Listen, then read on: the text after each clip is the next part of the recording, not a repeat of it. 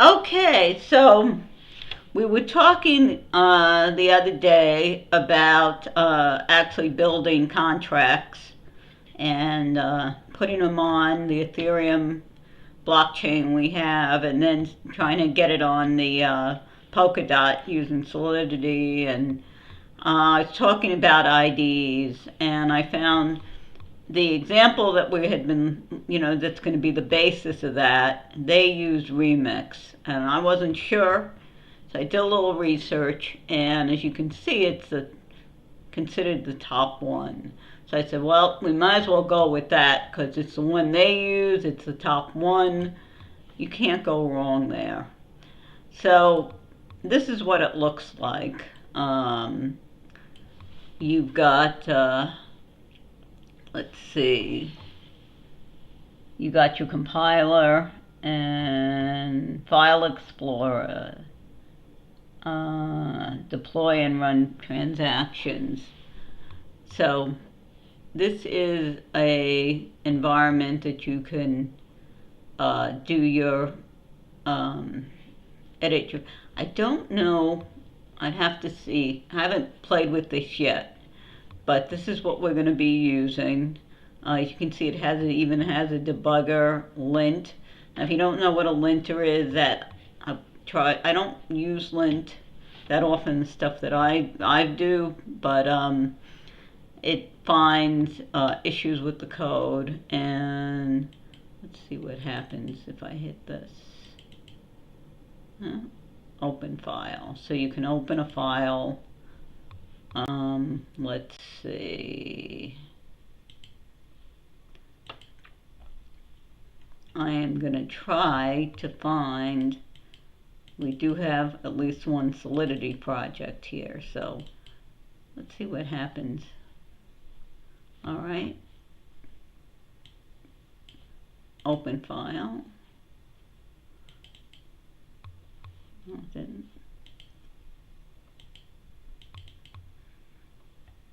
Open file. And what happens when I hit open? Well, it looks like I have a bit more to learn about this. But this is what we're going to be using. And you can see compile, you can send it to the chain, you can do lots of good stuff here. And there's another language, YOL. I'm not sure what that is. And this is using a modern version of Solidity. And so now there are some others that they mention in this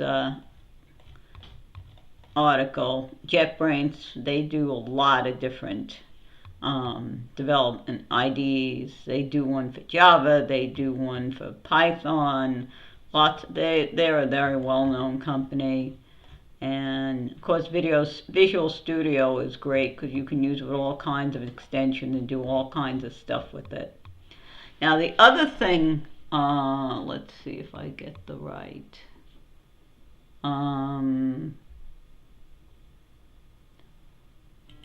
This is very interesting. This is on the Ethereum site, and they have frameworks and pre-made stack. So this is for, they've got, this is one command. They have different languages. See, it specified this is JavaScript and TypeScript. This is TypeScript and Solidity. This is professional. They got one in HTML. Here's another JavaScript and TypeScript. This is a testing. Again, now this is interesting. This is a Python Python-based environment. So if you're a Python person,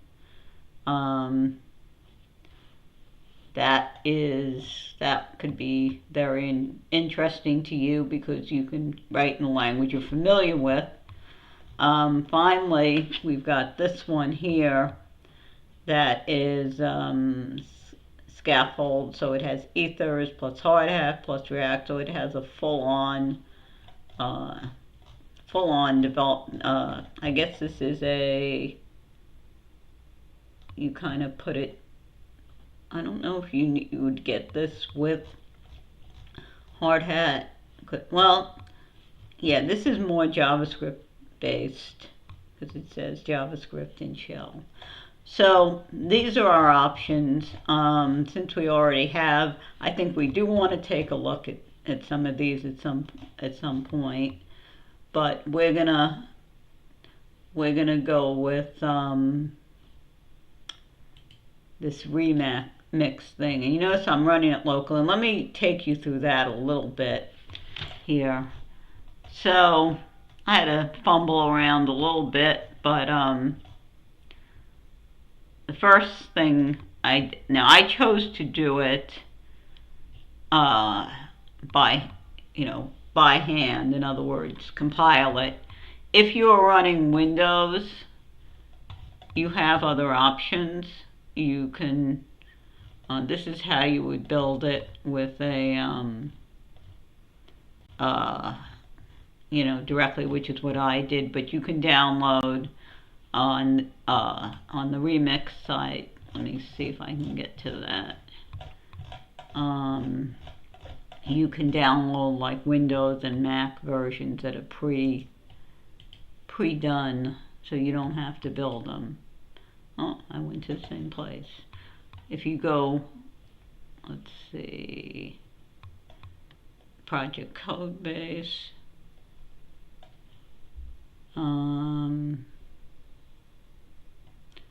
But they have releases. So this is where they have different different already compiled versions. Let's see.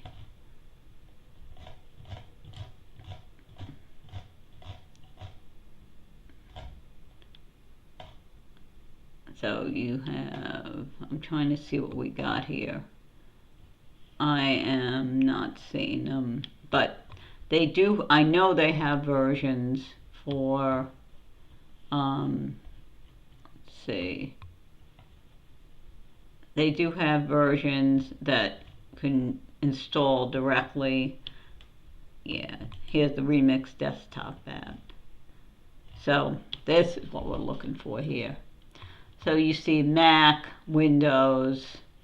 This would also be Windows.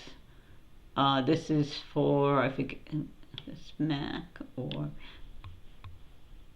a version of Linux. I'm trying to remember. Oh, this is Debian. I think DMG is Mac. So they're pre-built. But I decided to build it.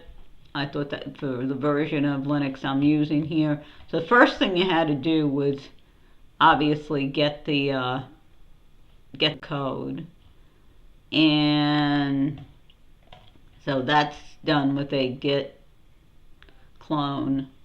Or since you're not gonna, unless you plan to upload to the project. Oh, what's doing here? Unless you plan to upload to the project, you can just download the zip file. And let's go back. Let's see. So let's go here. So I cloned it. I went to the project. Now the next thing you do is, if you're familiar with Node.js, this is typical stuff. You do an npm install, make sure you have everything. Now, when I tried to build initially, it said, I don't know what this NX thing is. So, what I ended up doing is I realized that clearly I needed something else. And so I had to bring down NX, so sudo npm, sudo remember lets you do admin stuff without running from a root account, npm install, and this would get you NX. And then I was able to build it, able to build Remix, and success, and then NX serve brings it up, and you have what we're seeing. What we're seeing here. Where did it go? So you see what? Oh, it looks like it died. Let's start that again. Yeah, I must have Control-C'd out of it. But you can see it just starts up. It's basically you're running a local web application. You do have the option of, if you don't, to go to their site. Let me see. Well, it looks like it's coming here. Yeah, you can see it's still loading. You can see a little X there. Let me see if I can find. There you go. The Remix IDE. So they have different.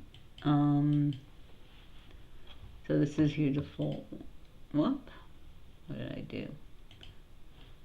You got different things here. You got deploy and run, static analysis, unit testing, learn, plugin manager. So it's got learn, it's got the compiler, static analysis, and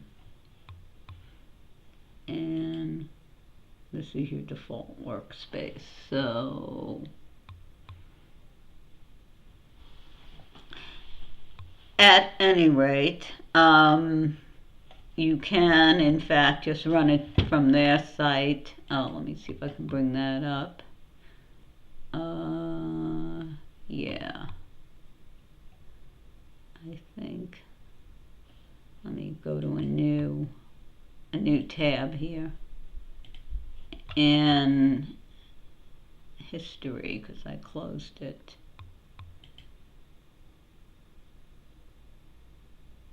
And there you go. You have their version. And without having to build anything. But I like to run locally, so I chose to build it. And again, if you're running Windows, if you're running Mac, you can actually download a desktop version. So anyway, these are the tools, and we're going to get this going and see if we can compile something, and see if we can get it on our Ethereum chain, and then see if we can take that and we'll create a new contract, because we already know we can take one of the standard .sols and put it on Polkadot. But I think the learning comes from creating a new contract, something, from scratch, rather than, or at the very least, taking as a basis an existing one and then modifying it, having it do something else. So at any rate, hopefully you found this helpful, and